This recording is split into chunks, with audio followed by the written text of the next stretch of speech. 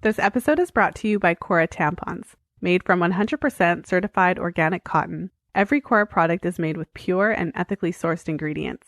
No pesticides, no fragrances, no bleach, no BPA, no synthetic materials. If you're still using conventional tampons, we need to talk.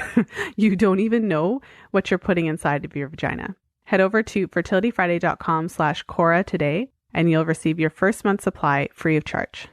This is the Fertility Friday podcast, episode number 147.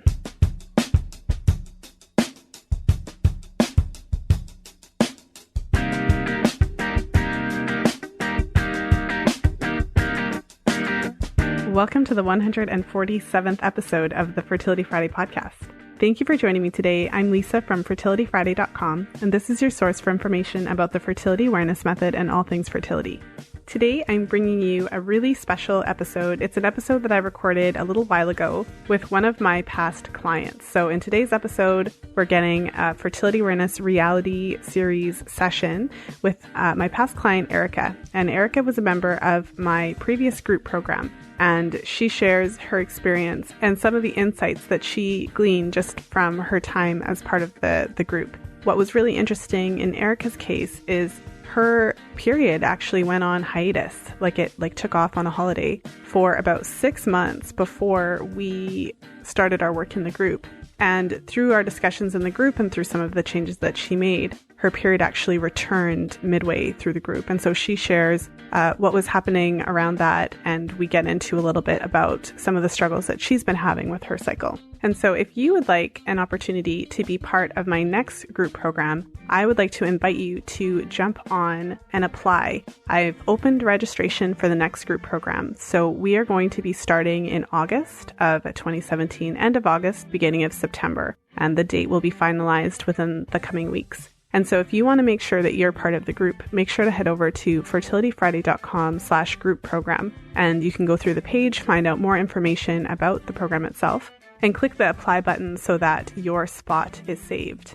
And also, if you have questions about the group program, or if you're not sure if it would actually be a good fit, you can certainly book an appointment with me so we can chat about it. You can book a free 15-minute consultation if you have questions. And so there are certain times when the group setting may not actually be the best option. And then there are times when the group setting is actually the best, kind of just based on where you're at with everything. And so if you're not sure, then I'd love to chat with you about that. So again, that's fertilityfriday.com/group program. And before we jump into today's episode with Erica, I just want to take a moment and thank our sponsor. Today's episode is sponsored by Cora tampons. If you've been listening to the show for a while, you'll know why I'm so passionate about sharing Cora's awesome products with you. And so one of the key reasons that I partnered with Cora and brought them on the show as a sponsor is because of the care that they take in the products that they create for us to use. And so it's really important when you're literally putting a product inside of your vagina for you to know what's in there and to be really cognizant of the effect that using products that are sprayed with chemicals, toxins, those xenoestrogens that can create an imbalance of our hormones. It's really important to know what we're putting inside our vaginas. And so one of the things that I love about Cora is that all of their products are made from 100% cotton. No synthetic materials, no pesticides, no xenoestrogenic chemicals. And so you can be confident that when you're using these products, you're not exposing yourself to any additional chemicals, toxins, or hormone-like synthetic products. So if you haven't had a chance to check out Cora, make sure to head over to fertilityfriday.com/Cora. And the great thing about Cora is when you sign up, you actually get your first month's supply free of charge. So again, that's fertilityfriday.com/Cora. Now let's jump into today's episode. Just a quick note before we jump into today's episode, just a reminder that all of the information that is presented in this podcast today and also in all of the podcasts that I release, none of the information presented is intended as medical advice. Any changes that you want to make, it's up to you to contact and check in with your practitioner, your medical doctor. And all of the clients that I work with have their own team. So all of the clients that I work with have a medical doctor. Many of them have functional practitioners. And so just to keep that in mind as you're listening to today's episode. So let's jump into today's show.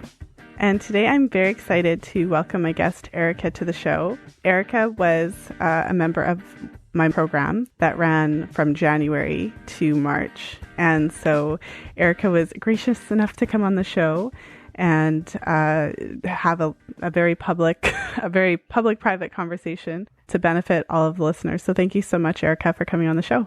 You're welcome. So I guess we could start just by sharing a little bit about your reproductive health history and what brought you to the program in the first place.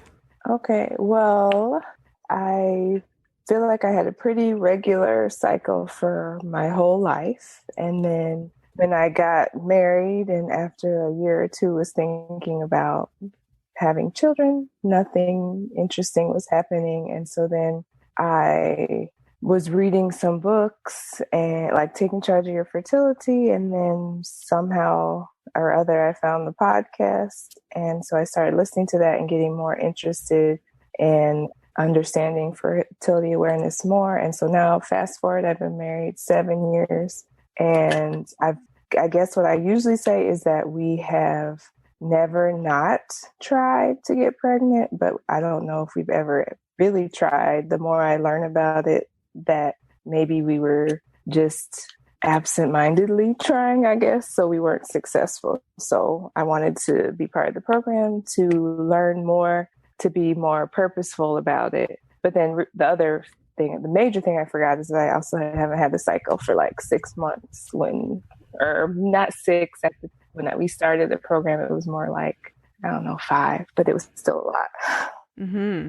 Well, yeah, that really stood out. I remember in our session when your hot seat came up and we went into your cycle, I felt like it was a really profound kind of moment because we really kind of dug into what was going on when your cycle stopped coming. Yes. So just to backtrack a little bit. So you had your first period when you were about 11. Yes. I have that in my, and then throughout your history, you only ever used hormonal contraceptives for about 2 months. Yes. And so you mentioned that your cycles have always been pretty regular. Mm-hmm. So looking back, could you describe your cycles to me, knowing now what you know? Were they always really consistent, or was it sometimes a bit more sporadic? They were always consistent through probably like high school to like mid to late 20s, because my mother taught me to count on the calendar, and it worked for it was like maybe when I was in graduate school, I might have been a day late once, but like it was counting from the end to the start was 21 to 22 days for my entire life, my entire young life, I guess. And then they started to become a little more variable when I found out I had fibroids and stuff. And that was around when they were starting to inhibit or impact me. I guess I should say I was around 29 or 30.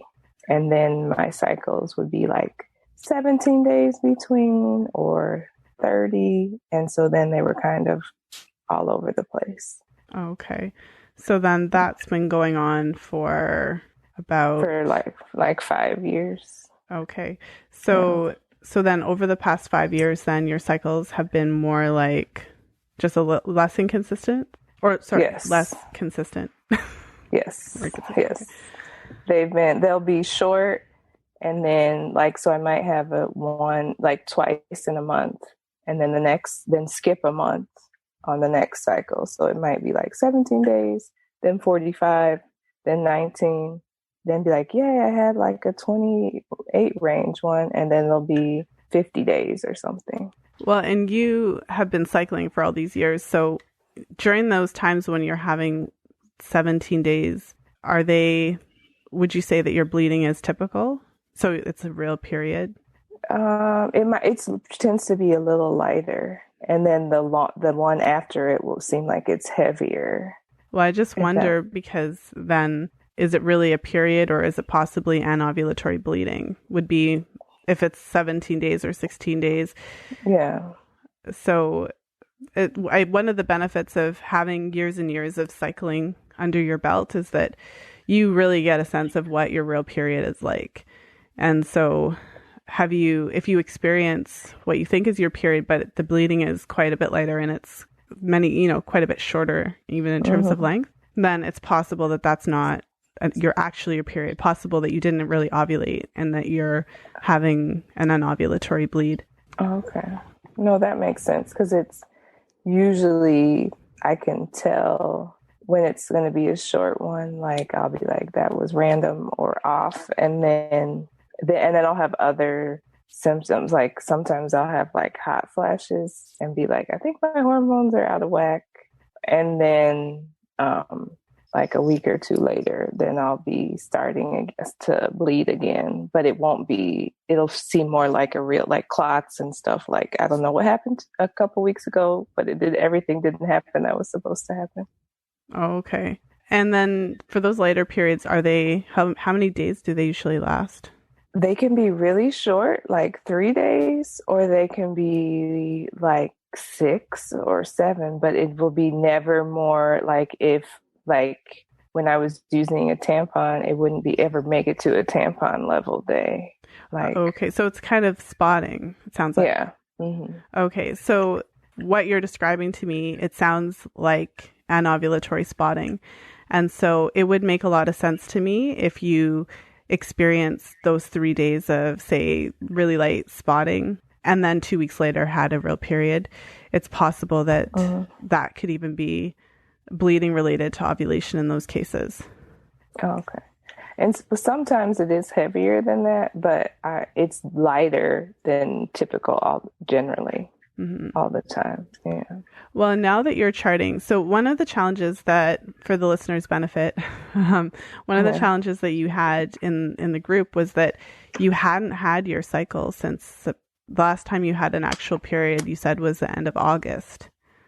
So throughout the majority of the group, the first month, I would say, there was a whole lot of nothing going on in your chart, lots and lots of dry days.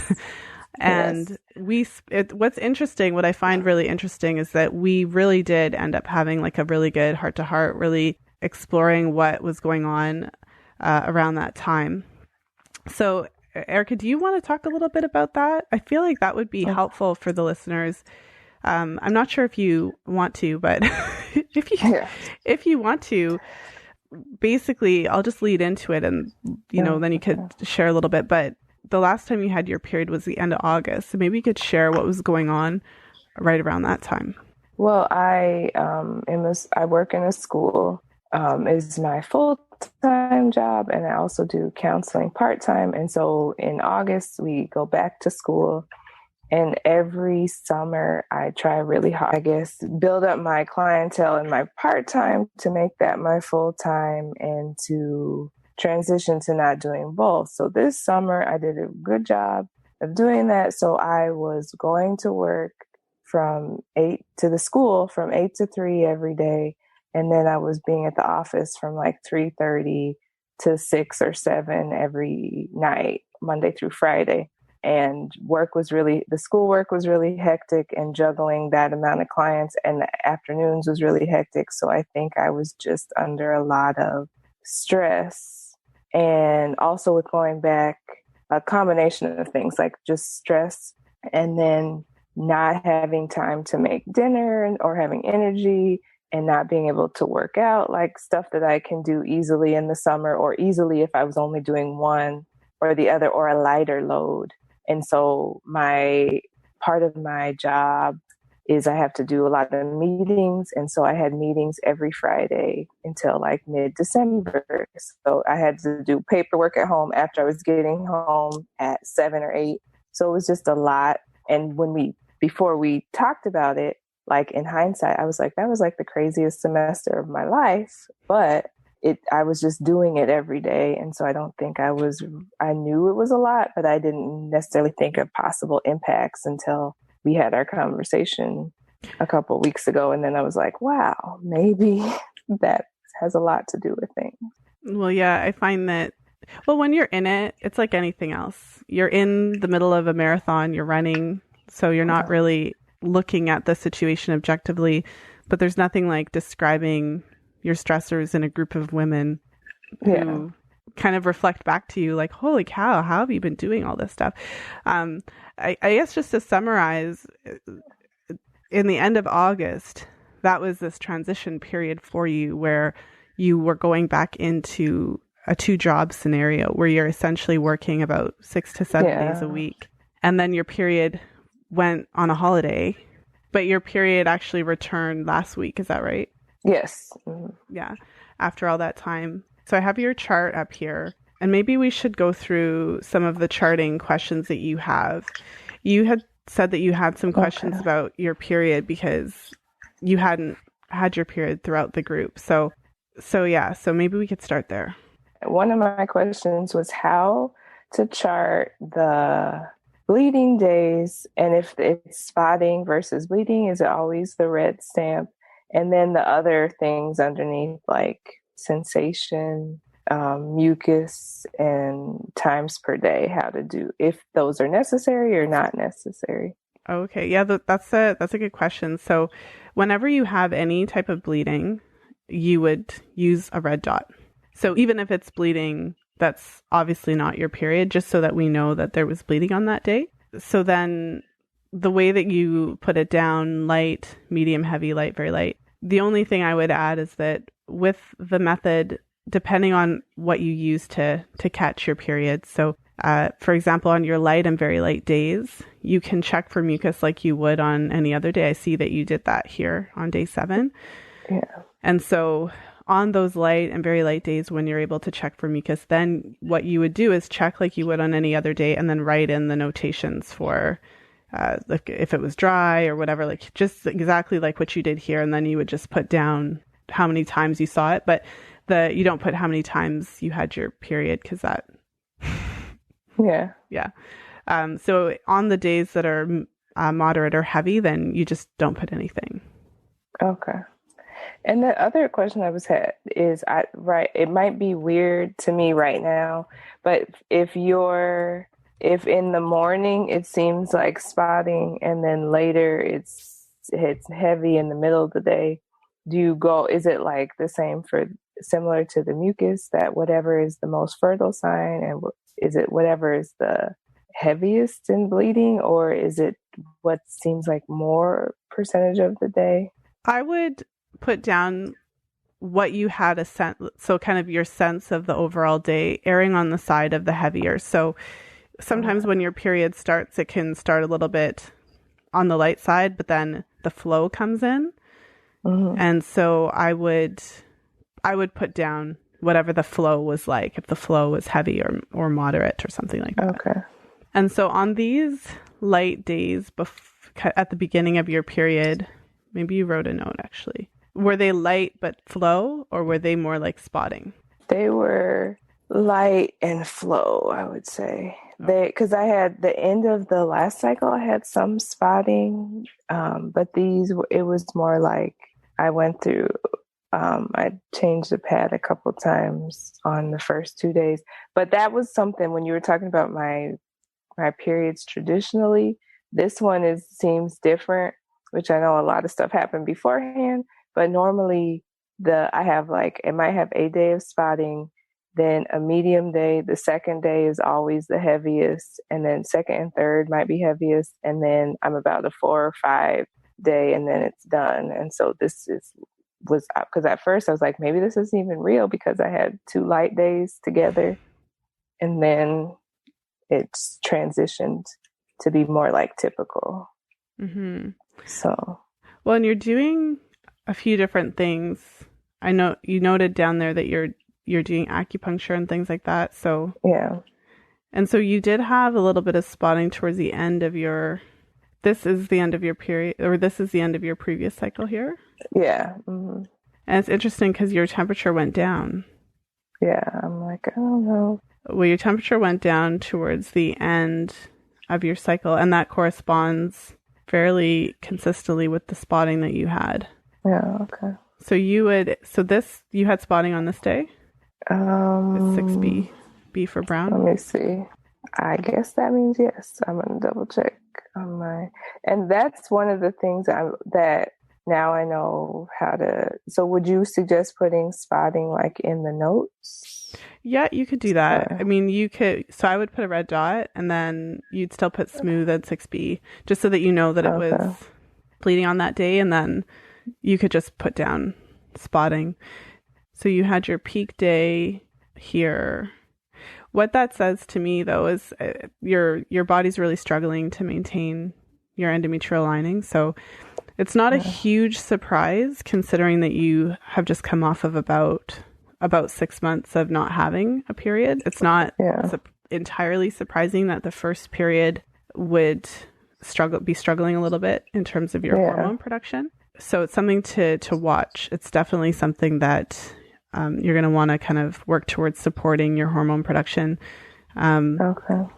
So we spoke about this in our whatever was our last session together. I think our last session in the group where we talked about your cycle, but we talked about some of the things that you had been doing differently to bring your period back, essentially. So after we had our conversation, we talked a lot about stress and how to manage it. We also talked about some of the practical things like adjusting your sleep environment and all those types of things. So, and I think you shared what you felt had made the biggest difference. But looking back over the past, say, 2 months, what changes did you make that you feel made the biggest difference to kind of bring your period back? Well, for external things, I've been working on my sleep environment is still not perfect, but we've been working on not having the TV on before we go to bed, and that the room is darker. It's still not like pitch black, but we're moving towards that. I was trying to do things like yoga and different things like that before bed to try to unwind and have a stable bedtime. I started taking the indole 3 carbinol, and I don't know for sure, but that also seemed like that was helpful. And just trying to do other things to like alleviate with scheduling and planning so that I could have more just like me time or couple time at home versus working up till 11 or things like that. Mm-hmm. Well, I mean, I can certainly relate in a lot of ways to your work schedule, Erica, as I'm sure you can imagine. I know what it feels like to be really driven. I mean, it's fairly obvious that I'm also very driven, and so I can definitely relate to that. It's not easy having a balance. I think the idea of balance is a little bit I think it's like imaginary, because any woman out there who is balancing a business or a career with her family, whether it's her partner or her children or whatever it is, there's no such thing as balance, but it's more of each day you have to decide what balls you want to juggle. Yeah. And having to prioritize like on a day-to-day basis. And so your life is a collection of days. And it sounds like what you're doing in order to at least carve out a little bit of time before bed and do things specifically to help you unwind and organize your schedule so that you can have more you time and time with your partner. Those things help to at least make it so that all of your days are not grind like 7 a.m. to 9 p.m. or 12 p.m. whatever it is. Yes. Every day. And so the indole 3 carbinol, you have a history of fibroids, so we talked a little bit about that. So that at least should help with your estrogen metabolism. And then you can see if it has an impact on your cycle. So you'll be able to see how that's helping. Yeah. Well, and one other thing I forgot to mention, because my husband brought it up today when I was telling him that I was doing this later tonight, is one of the things you mentioned too was trying to ease back from strenuous exercise and see if that makes a difference at all. And so that's something else but I feel like, I guess, a little bittersweet about that because I gained a little weight, but he was saying, well, maybe you needed to gain a little weight or whatever. So yeah, I remember we talked about that. I think it doesn't mean that you shouldn't exercise at all. But instead of doing the longer cardio workouts where you're just running stationary, if you're able to do something that's more of that high intensity interval. So instead of just like running for 20 minutes, finding a type of exercise routine where you could be doing something at your kind of top intensity for 5 minutes and then taking a break, or 1 minute, something like that. Yeah, no, that makes sense. So it turns out that that's more effective as far as weight loss goes, if that's the goal. But I would say that, so how long would you say that you've been changing up your exercise routine? Probably it's April. So at least all March, maybe like halfway through February. So about maybe 6 weeks. But my plan was to do some of the things like that you're talking about, mix in other stuff instead of just doing like hardcore cardio stuff. But I haven't got around to that yet. Well, and refresh my memory, how many times a week were you going to the gym? 2 or 3, but I was doing like these crazy Zumba classes that they're good, but they're really intense, and another dance class at a different gym, and then my other go-to is just like going on the treadmill. So yeah, because I remember the conversation we had, and it was more just for me when I see that your menstrual cycle just stops and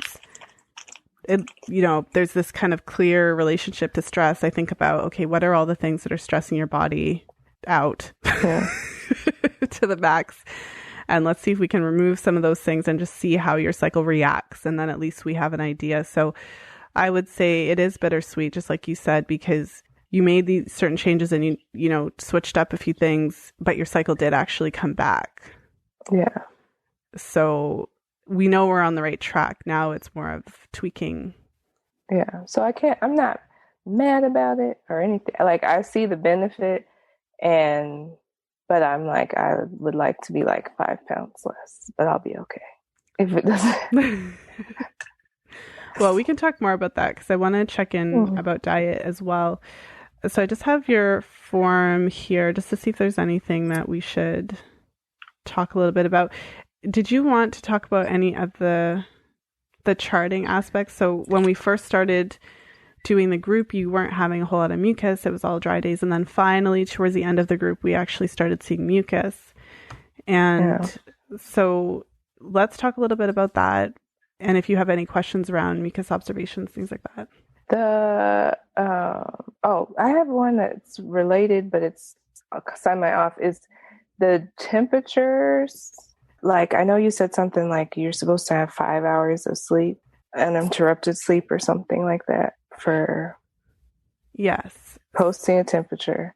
So in order to, what your basal body temperature is measuring is your resting metabolic rate. So it's measuring your body's metabolism. So then when you go about your day, your body resets after about 5 hours of consecutive sleep. And so then if you sleep throughout the night and you wake up after a full night's sleep, then you're actually you're getting a pretty decent measure of your resting metabolism. But is your sleep disrupted? I'm trying to remember now. Do you get up at night usually? I was, but that's another thing that I feel like I guess this would be an area where maybe the indole carbinol was making a difference, is that I was waking up like at between 3 and 4, like every night, and I would have to go to the bathroom, or I would just wake up, or if I was having a week where I was having like some hot flashes, I would wake up sweating at that, but I would be waking up at that time.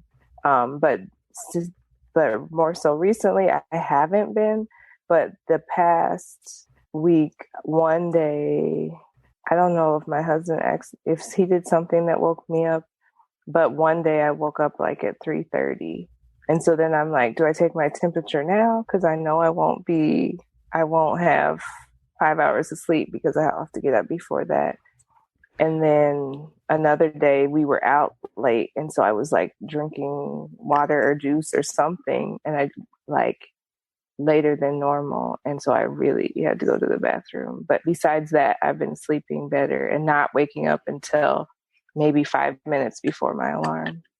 Well, that's a pretty big deal. I know we spoke a little bit about that, and it was on, I'll reference the podcast that I released pretty recently with Lisa Leger. So I'll link that to the show notes. But in that podcast, we talked about liver function and just all really demystifying what it is that our liver does and the role that it plays in the detoxification.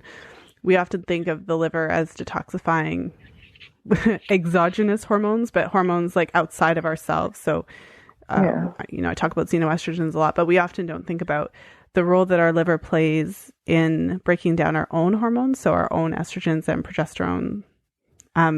So when you're consistently waking up every night, around that 1, 2, 3 in the morning, it can be a sign that your liver is being overworked and that really just it just needs a little bit of support. So it's interesting that you say that you feel like the Indo-3 carbinol had made a difference in terms of you actually sleeping through the night. That's a pretty big deal.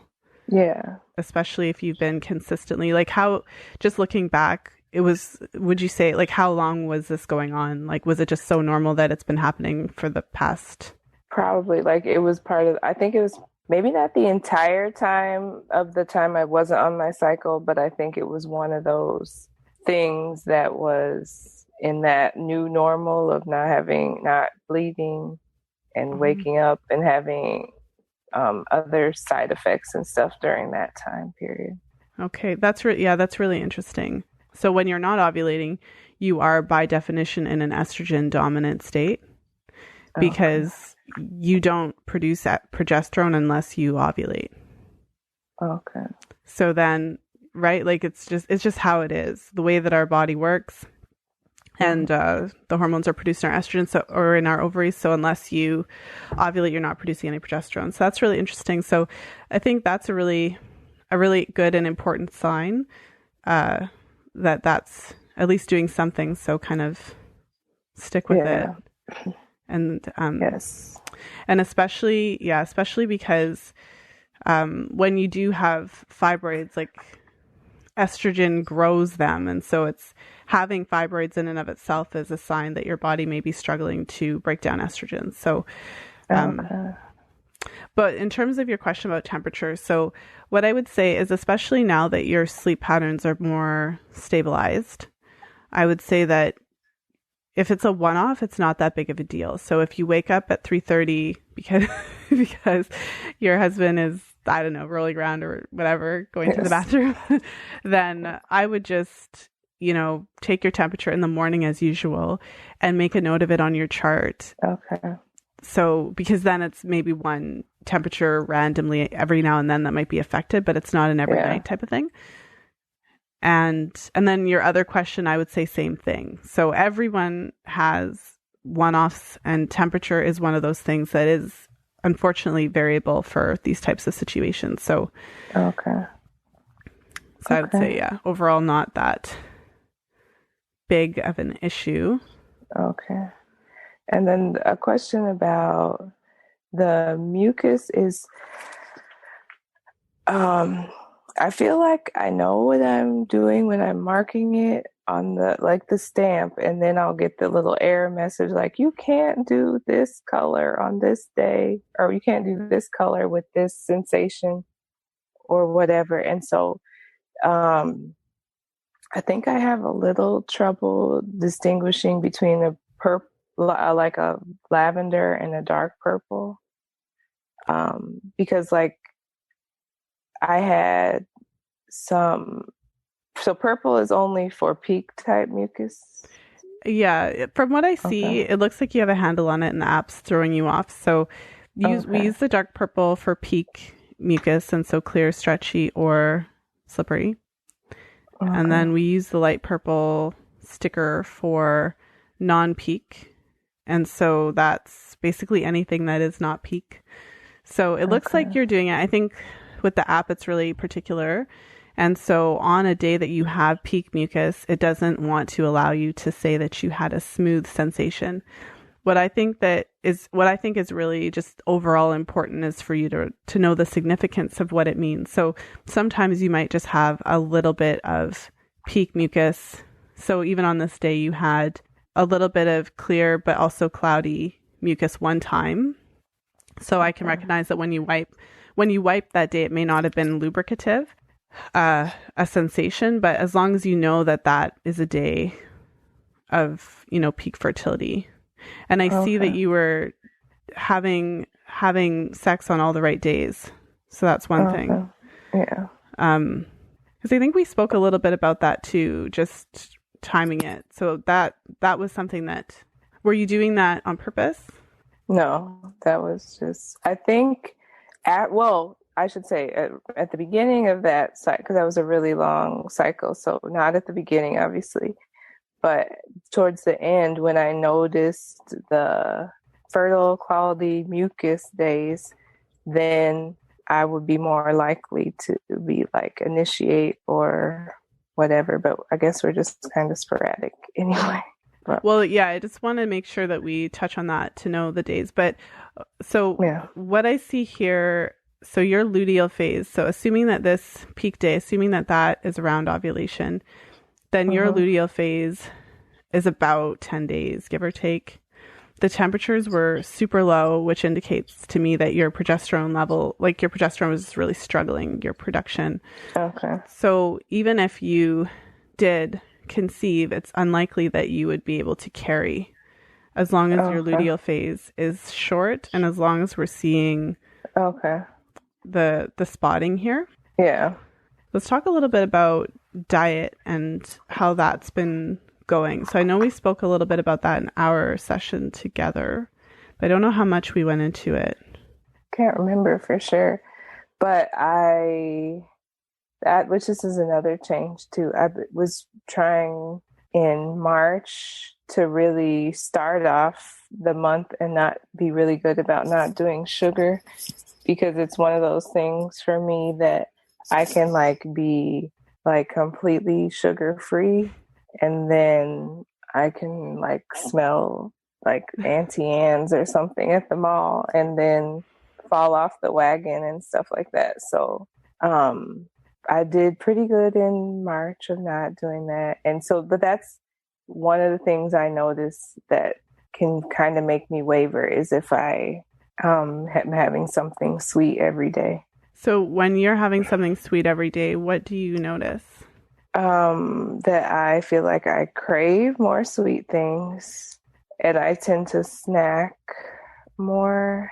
And just eat, I think it just throws everything off. I'll just eat any type of thing.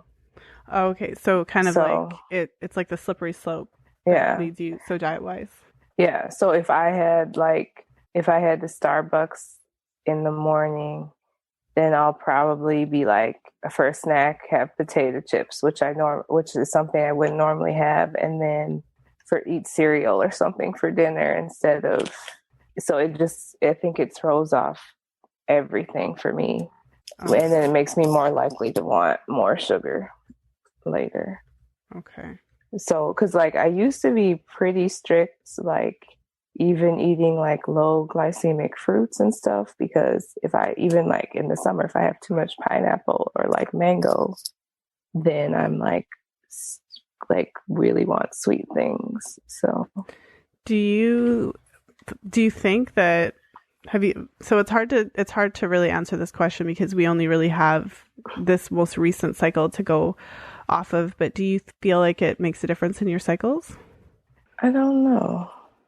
I feel I don't know if I know this for sure or if I heard it or if it's true, but I feel for me that sugar might impact my hormones, and then then it may impact my cycles or my cycle because of that, but I don't know if that's just me thinking or actual thing.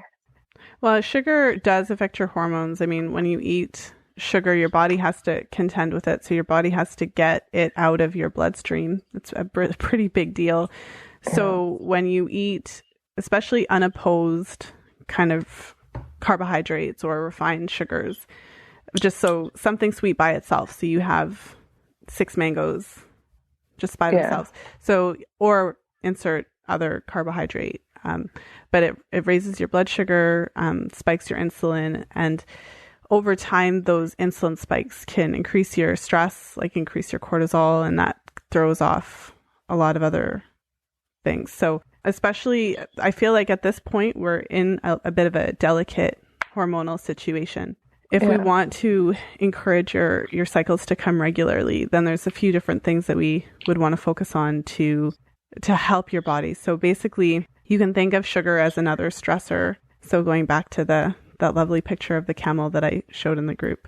What are the things that are stressing your body out? What are the things that are, putting additional stress?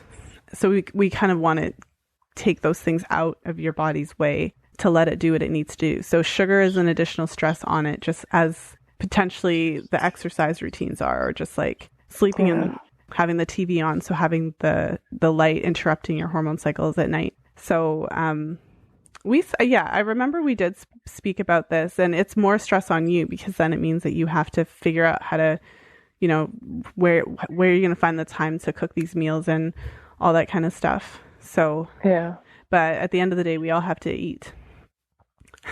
Yes. Yes. So I would say, the best place to start is breakfast. That sets you up for the day. And I think we spoke about this, but maybe share with me what your breakfasts have been like the last week. And even if it wasn't the greatest week, and then I'm sure that you have some ideas of what you could do to at least get it more balanced. Well, I know if I had one of the days when I had a little more time, I had like some grits and turkey bacon and an egg. One day I had a smoothie. One day with like a plant-based protein powder in it and some stuff. I know I had like oatmeal from Panera one day, but I had them not put the sugars on it that they put on there. And then if I'm like running really behind, then I have like a hard-boiled egg and like a bagel or something like that. So it was kind of a little bit of everything this week. Mm-hmm. Well, and so the best case scenario in terms of balancing blood sugar and trying to manage the cravings. So what your observation has been is that when you eat something really sweet, then you end up craving more. So what's interesting is that when you do spike your blood sugar by having something really sweet, it does set you up to have more cravings. So your observation is in line with all of the research around it. Okay. And then also if you're not sleeping well, so whether that's going to bed late or whether it's having a really disrupted sleep. So if you don't sleep well, the next day you will crave specifically more carbohydrate. So that's something to keep in mind too. And so starting your day, I would say intentionally, the best case scenario is to start your day with a really balanced meal, meaning protein, fat, and carbohydrates. So the egg is really good. If you could ditch the bagel, maybe if you have leftover veggies or something like that, if you're able to throw in, just depending on what's available, if you're able to throw in some protein, like some bacon or some leftover chicken or whatever from the night before. And if you're able to throw in an avocado or just, saute the veggies in some coconut oil, some butter, but just thinking of, okay, how can I get protein, fat, and carbohydrates into this meal? And when possible, it's, starting the day off with oatmeal sets you up for cravings as well. Because even though you told them to hold the sugar, as far as your body's concerned, oatmeal is sugar. Because once you eat it, it's broken down into sugar. So, So I would say it's not easy, but there's really, for me, I find the easiest way to think about it is, and I think we spoke about this in the group a little bit, which is to think about breakfast as a meal. So we've been brainwashed to think of breakfast as this like sugary garbage thing where we have donuts and bagels and pancakes. And pancakes are super fun and stuff, but you would never have well, maybe not never, but you would, if you chose to have pancakes for dinner, you would know that it was a treat. You would know that it's not really dinner. And so I feel like if we think of breakfast as an actual meal, similar to how we think of lunch and dinner, and instead of thinking we have to eat certain foods at breakfast time, it makes it a little easier. So if you have some leftovers, you could think about that. Or I know for us, we like, I'll buy like a little ham or something like that because they have these lovely hormone-free hams at the store now.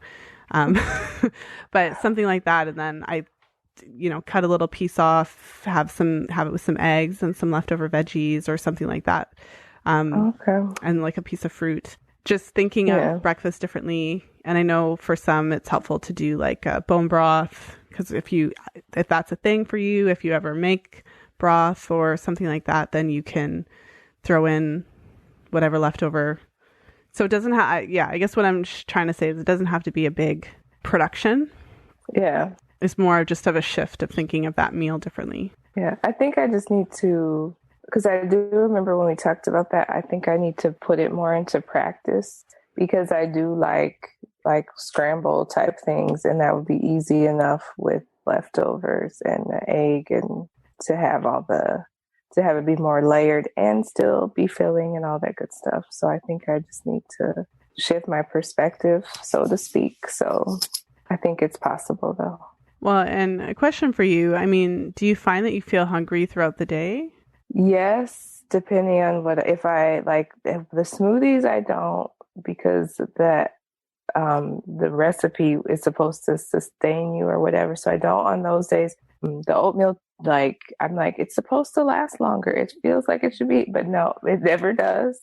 And yeah, I think I need, just if I have like an egg and turkey bacon, I think I need more of a fat thing in that, because that it'll be longer than oatmeal. Or I usually don't do a bowl of cereal, because that only feels like that lasts 30 minutes or something like that. So that, not so much. But most things leave me wanting to snack in the morning. Well, and I think that's why I spend more time talking about breakfast, because it's almost like this magical combination, because there's nothing more annoying to me than to feel hungry all the time.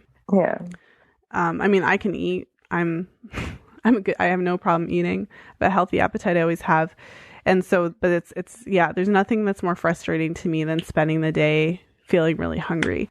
It really does make a difference to organize your meals from that perspective of protein, fat, carbohydrate. And when you do find a good combination for you and you figure out a portion that makes sense, and I would say throw it all in at that one time, have your fruit with the meal, have some, veggies or whatever with the egg scramble with some extra leftover whatever meat thrown in there too, or whatever the case, but kind of make it a really good jam-packed meal.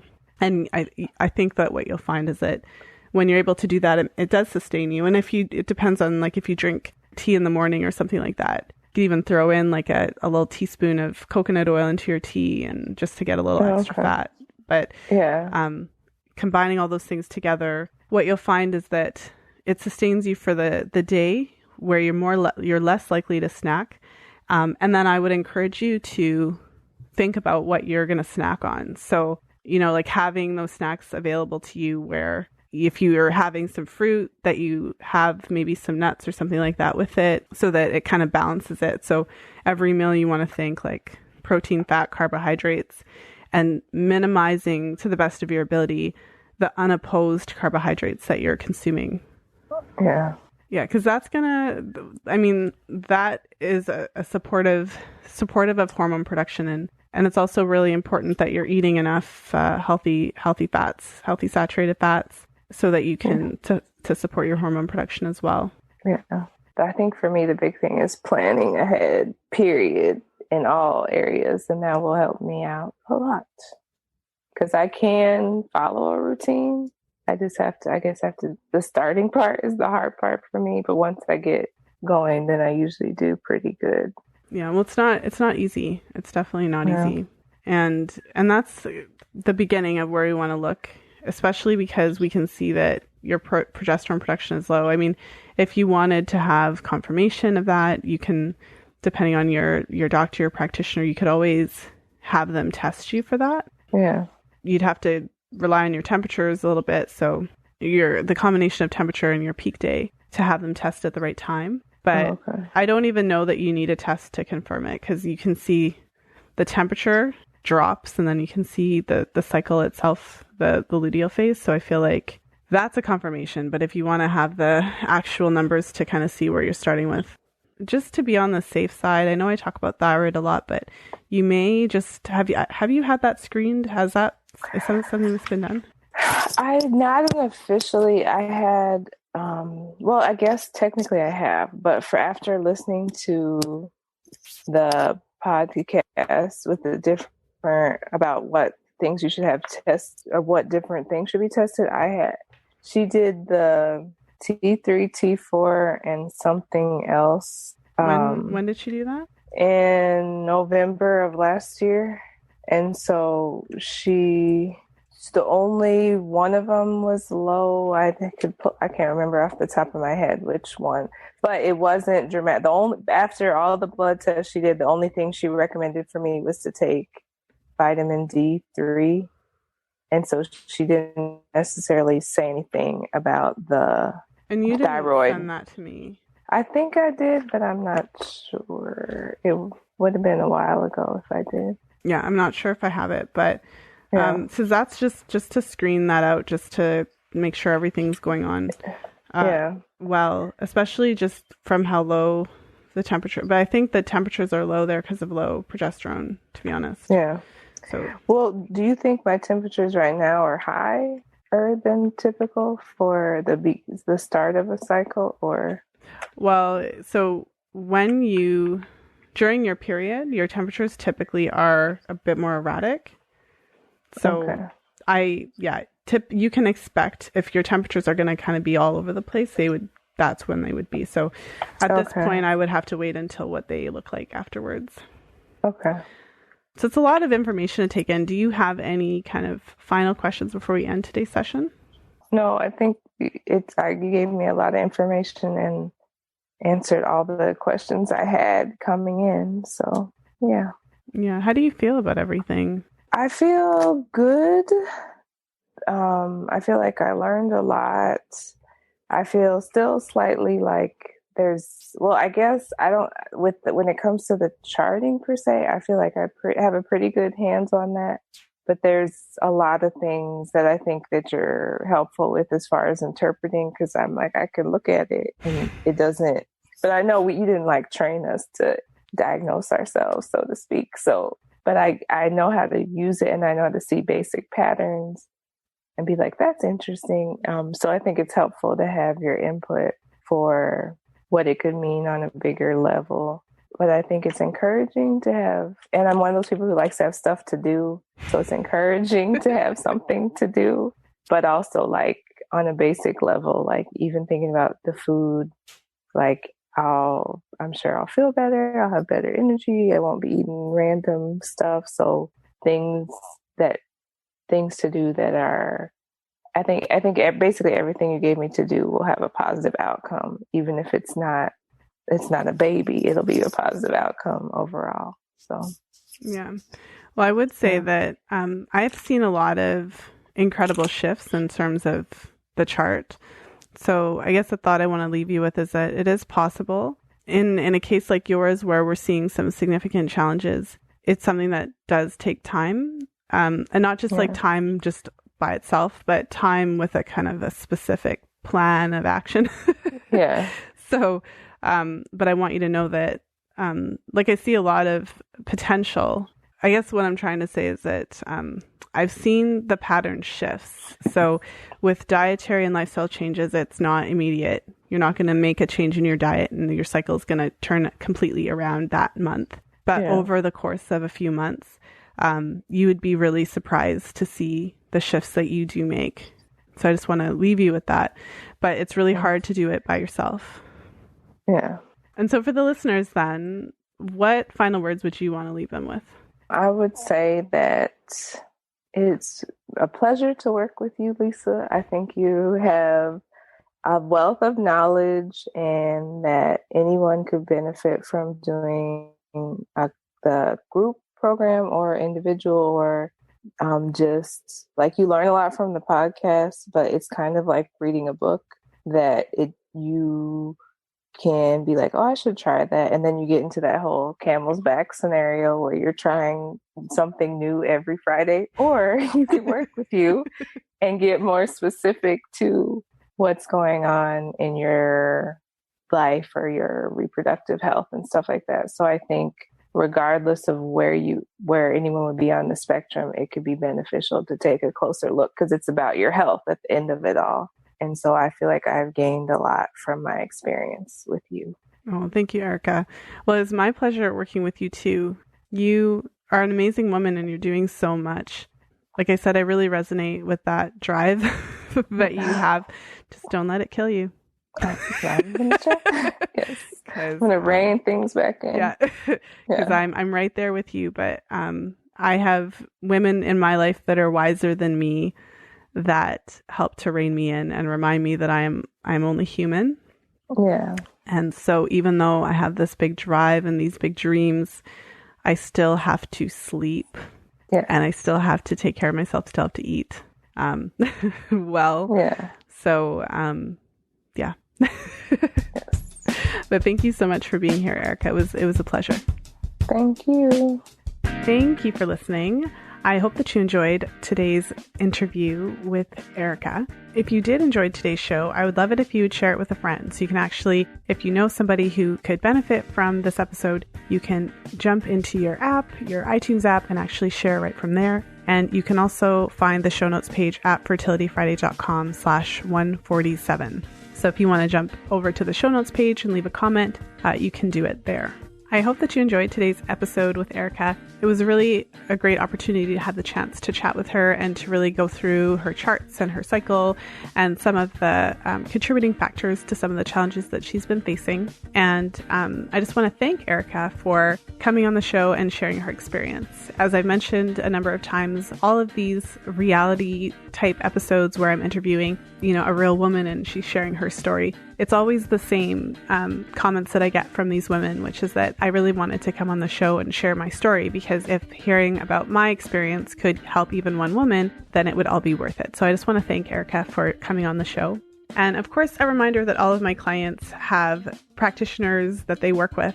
So they all have their own individual teams. All of my clients are working with doctors. Many of them are working with functional practitioners. And so it's really important before you make any changes to your diet, lifestyle, all of those types of things, that you're consulting with a practitioner who is knowledgeable in those areas. And if you've been listening to the show for a while, or if you're brand new to the show, welcome. If you're interested in diving deeper into your own menstrual cycle charting to really get a sense of how to chart your cycles, how to interpret your fertile signs, to be really confident about how to identify mucus, how to identify when is the best time to try to conceive, then I'd like to invite you to be part of the next Fertility Friday group program. One of the things that is really interesting is that whether you're trying to conceive actively or whether you're actively using the method as birth control, it's possible to misinterpret your charts and the information that is there and actually miss time. So it might seem counterintuitive,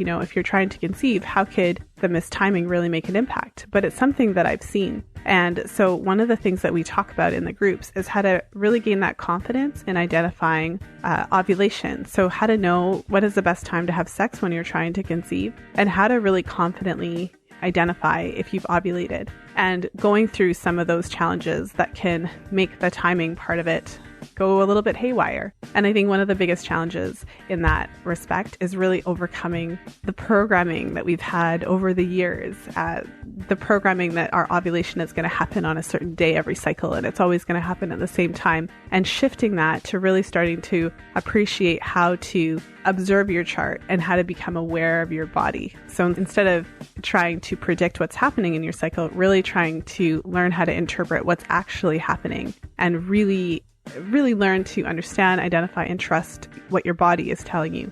So again, if you'd like to jump in and apply to be part of the program, make sure to head over to fertilityfriday.com/group program. There's a limited number of spots that I can hold in the group, and we are going to be starting towards the end of August, beginning of September, and I'd love to have you in there. So head over to fertilityfriday.com/group program.